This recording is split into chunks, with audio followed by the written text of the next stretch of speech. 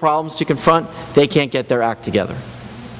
And the most staggering thing that I've seen since I've been there, and I know my friend Congressman Adam Putnam, who's been there a while and is a great leader for you, he's seen this for a long time, but it's amazing to me, and David, you'll see it up there, is the way this government spends money.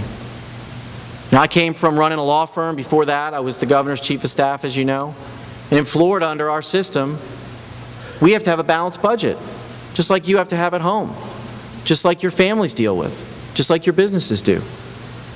In Florida, in government, when revenues went from $73 billion to $65 billion, your leaders made cuts. There's only 3 choices in Florida: cut spending, raise taxes, or find a new source of revenue. Jeff Atwater doesn't have a money machine. He can't print dollars like the federal government does. He can't go borrow like the federal government does. So Nancy, I got there in September 10th. And when I got there, the national debt was $12 trillion. Now we throw these numbers around, trillion, and it's hard to understand what that number means. If we took dollar bills and laid them out here on the floor, side to side, and blanketed the carpet, we'd cover a football field with $1 million. Actually, 2 football fields with $1 million. Think about that. If we put $1 billion on the ground and carpeted the ground, we'd cover Key West, Florida. 3.4 square miles, walking down Duval Street, seeing the grass, the sidewalks, the streets, everything covered with dollar bills. $1 trillion would cover Rhode Island twice. It's 1,000 billion. When I got there, we're $12 trillion in debt. Less than a year later, we are $13 trillion in debt. It took 200 years for this country to amass its first $1 trillion in debt, and we did it in less than a year. 43 cents of everything that we spend is borrowed, and the money that we bring in right now, the tax receipts, is only enough to cover Medicare, Medicaid, and Social Security.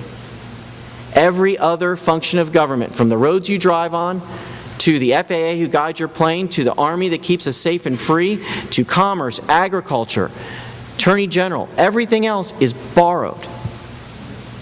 We spend $200 billion a year, more than twice the budget of the state of Florida, $200 billion a year in interest payments.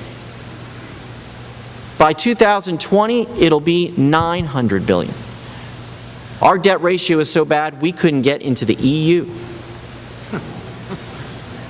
And what you see happening in Athens, Greece, is going to be happening in Miami and Detroit and Washington and Boston in 2020, or maybe sooner, if we don't get our act together. I've introduced legislation to go back to 2007 spending levels. Remember 2007? It wasn't that long ago. And in fact, we were still in a boom economy. It wasn't until December of that year that the recession started.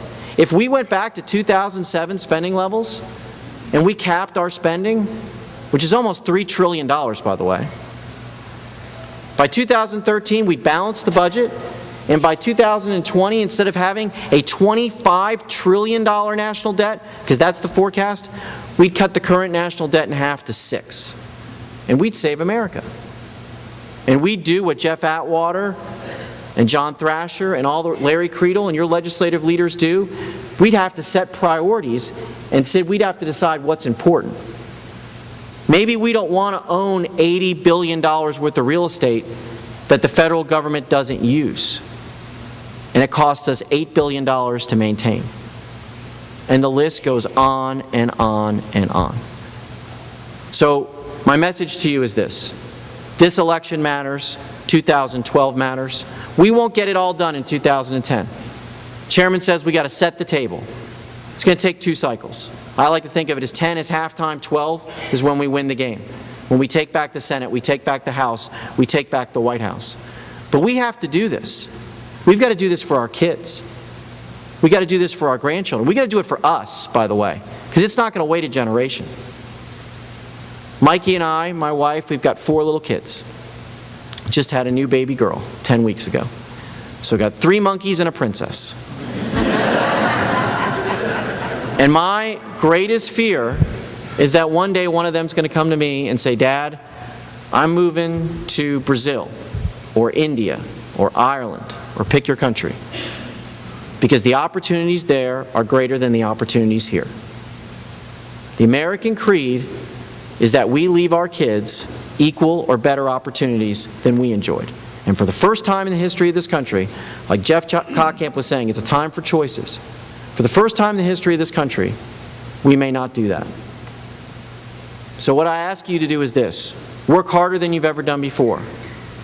And for this election in November, work hard for Marco Rubio. We need another good Republican in Washington, D.C. We need someone with the courage of their convictions who's going to go up there and say no and make unpopular decisions. We got to have people focus more on the next generation than the next election. But in the short time that I have left, if there's anything that I can do to be of help to you, I hope that you'll call on me and the folks in my office. It is an honor and a privilege to serve you. God bless you. Thank you very much.